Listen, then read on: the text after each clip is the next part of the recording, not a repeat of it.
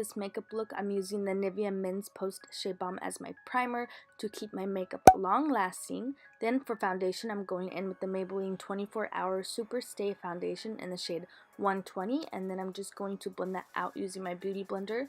And I'm trying to go pretty fast past my base because this is pretty repetitive and pretty much the same in every tutorial of mine, and this is a pretty long video, so I'm just trying to get right through this.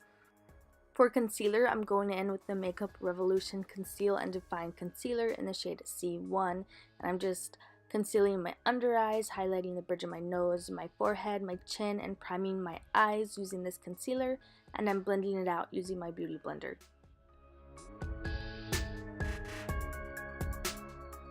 And now I'm going to set my whole face using the Maybelline Fit Me Loose Finishing Powder in the shade 10 and my damp beauty blender.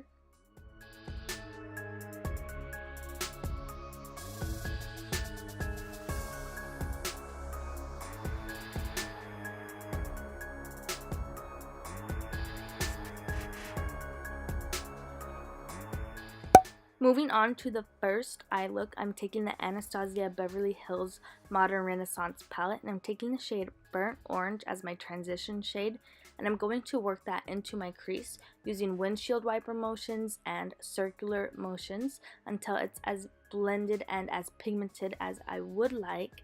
And I also just want to apologize for how dirty my Modern Renaissance palette is.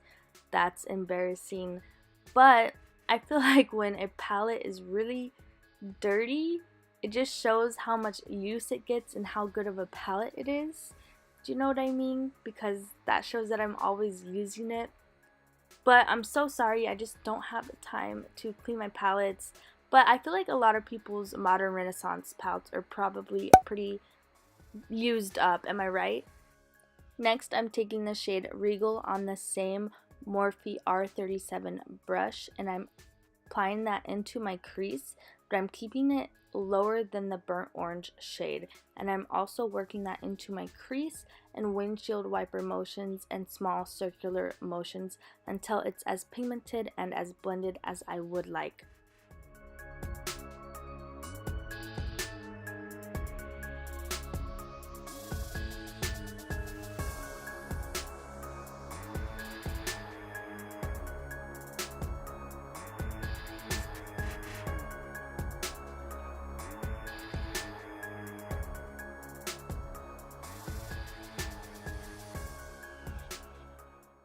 Next, I'm taking the shade Red Ochre and Cypress Umber on a Morphe E17 brush, but I'm taking more of Red Ochre than Cypress Umber, and then I'm going to work that right in my crease where my eyelid starts to fold and barely blend it up into the shade Regal. And I'm just using windshield wiper motions and small circular motions.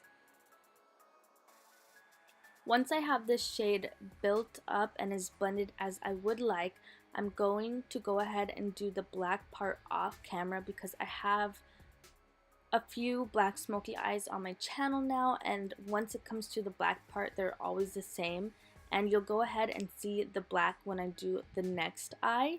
So I figured why film the same steps twice for the black.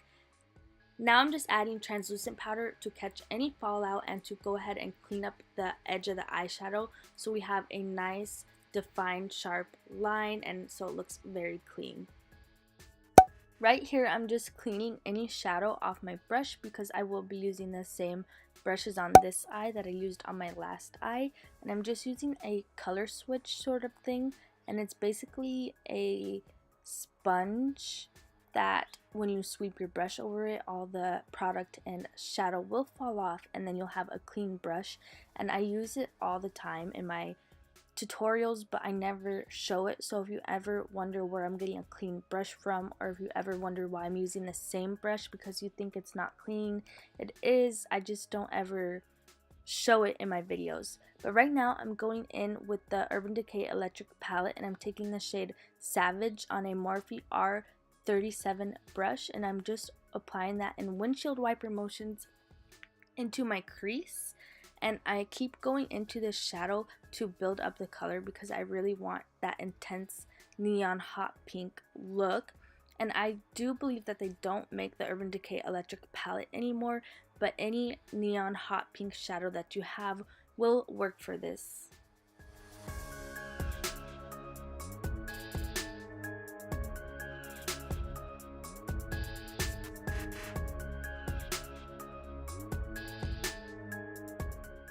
Next, I'm going in with the Morphe x Jaclyn Hill Bling Boss palette, and I'm taking the shade Rockstar on a Morphe E17 brush, and this is a maroon purpley shade, and I'm just applying that into my crease, kind of where it folds, and I'm working it up into the pink, but not taking it too high. I want a nice transition of pink to purple to black because I thought that would work really well for this eye look. And I had a hard time using this Rockstar shade. I haven't had a problem with any of the shades from the Morphe x Jaclyn Hill Vault collection, but this is the first time I noticed a problem. This shade was kind of hard to blend, so I would pack it on and it would look very harsh. It wouldn't blend out into the pink. And then when I would go in with the Morphe R37 brush to blend the pink and the purple together, I felt like it pretty much just took away the whole purple shade. So I don't know why I had a problem with that. I don't know if it was just the two palettes not working well together, or if it was a brush I was using, or if it was just the Rockstar shadow, but I had to do a lot of work to make these two shades blend together, but it ended up working in the end. It was just a lot of blending. I'm applying the shade Lucis from the Kat Von D Shade and Light Eye Palette on a Morphe M213 brush to my brow bone, and then I'm blending and making sure that's very seamless. Next, I'm going in with the NARS Velvet Shadow Stick in black, and I'm applying that to my eyelid, and then I'm blending it out using a Morphe E18 brush. Then I'm going to go in with the shade Rockstar on a Morphe E17 brush to make sure that the Velvet Shadow Stick is blending in well with the shade Rockstar and that we have no harsh lines. Then I'm going in with the shade Shacks from the Kat Von D Shade and Light palette on a clean Morphe E18 brush, and I'm just packing on that black over that velvet shadow stick to make the black very intense and pigmented. Then I'm going back in with the Morphe E17 brush to make sure again that the black is blending well into the crease with the shade Rockstar. So I just take a lot of time with blending in these looks, and I know these looks are very long because I'm always showing how much I blend, but I don't want to skip all the blending that I do and then you guys wonder how I got to the step of being so blended, because blending is really, really important in these makeup looks. And then I'm going in one more time with the shade Shacks on a Morphe E18 brush once again, just to make sure that the black is pigmented, that way we don't lose any color. And I just want to mention again that all the steps that I did for the black on this pink eye, I also did on the orange smoky eye. Moving on to the normal side of the face, I'm taking the Anastasia Beverly Hills bronzer in the shade Rosewood on my Benefit Hoola brush, and I'm contouring my cheek. I'm contouring both sides of my temples. I'm contouring my jawline, and then I'm going in with the Morphe R2 brush to bronze up my forehead, and I am bronzing up my forehead on both sides. Then I'm going to make sure all that bronzer is blended out using a Morphe M437 brush so we have no harsh lines. Then I'm going to go in with the Morphe M506 brush, and I am going to contour my nose. You guys know the drill on how I contour my nose, and if you don't, it's pretty self-explanatory. I just don't want to get too deep into it in this tutorial because that would take forever. And then I'm going to go ahead and go in with my e.l.f. concealer brush to blend out that nose contour. Then I'm going to bake with translucent powder. Well, it's actually the Maybelline Fit Me powder, but I'm baking my nose contour and the contour on my cheek.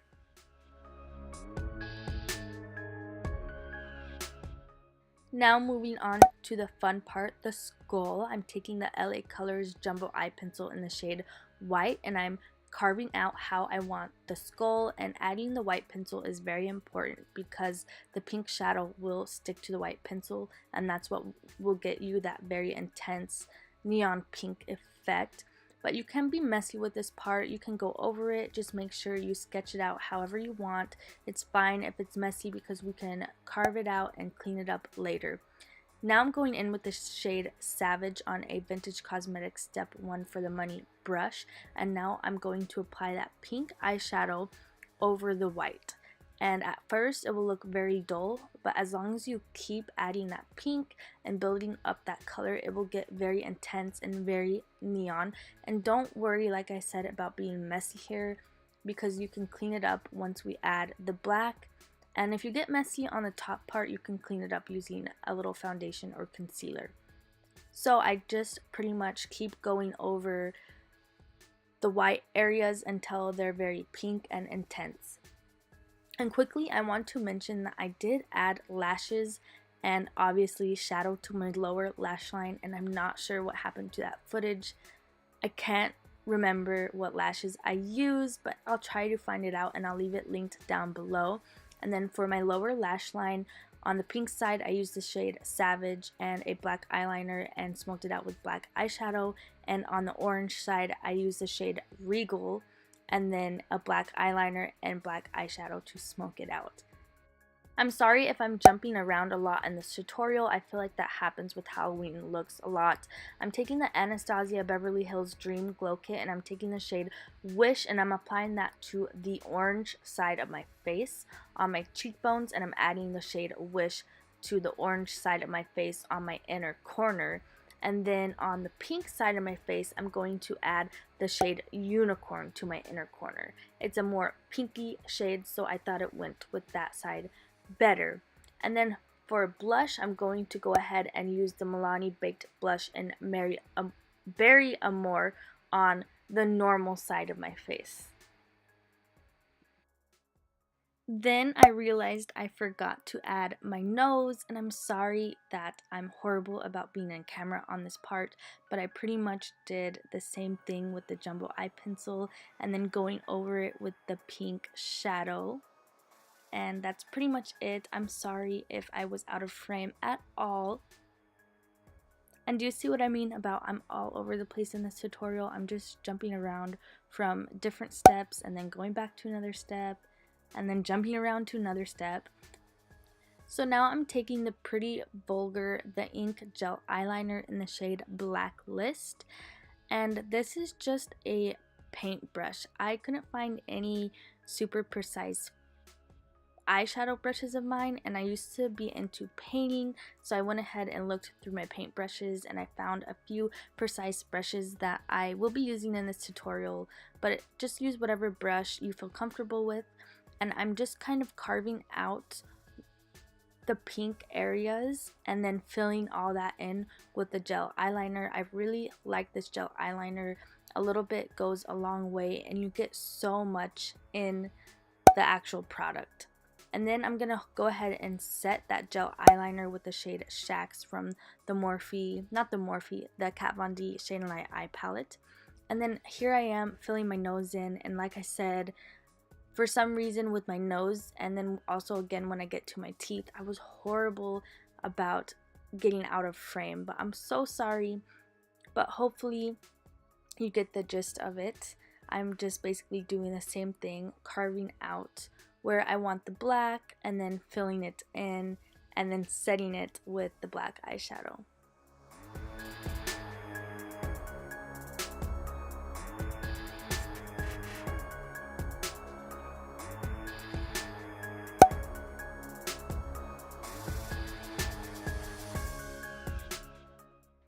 Now I'm taking that gel eyeliner again and that same paintbrush I've been using to carve out any areas that I've been putting the black, and I'm going to fill in my whole lips just as if this was a lipstick, because it honestly works very well. It's very black, a little bit goes a long way, it's so pigmented, it dries down matte and it doesn't crack. It works great as a liquid lipstick. I wish I used this in my last tutorial, the Wednesday Addams one, but I didn't know about it then. Here's where things get a little tricky. I am now going in and drawing the teeth, and I mixed together some of my concealer and the pink eyeshadow shade Savage, and I just mixed it together on a palette, and then I'm drawing in my teeth. And I'm so sorry, I keep getting out of frame here. I didn't even realize it when I was filming because I was so into the look, paying attention to it. I know my teeth looked a little sloppy, but now I'm just carving them out with that black gel eyeliner again. And that was the teeth, and I'm so sorry I was so out of frame. But now I'm taking a little white face paint like from the Halloween store and a precise paint brush, and I'm just drawing in lines to give it that neon effect, as if your face were a neon sign and it was glowing. And then I'm going ahead and I'm filling in my teeth also with the white, but I'm doing like an ombre effect. Now I'm taking the shade Unicorn again from the Anastasia Dream Glow Kit, and I'm applying that as my highlight on my skull side of the face. I'm going ahead and setting my face with my MAC Fix Plus, and that is it. This is the final Neon Skull Halloween makeup look. I really hope you guys enjoyed this last minute Halloween look. I know it's a little late. I know tomorrow's Halloween, but hopefully some of you guys still need a look for Halloween, or if there are any more Halloween parties going on. I know a lot of people celebrate Halloween the weekend before Halloween.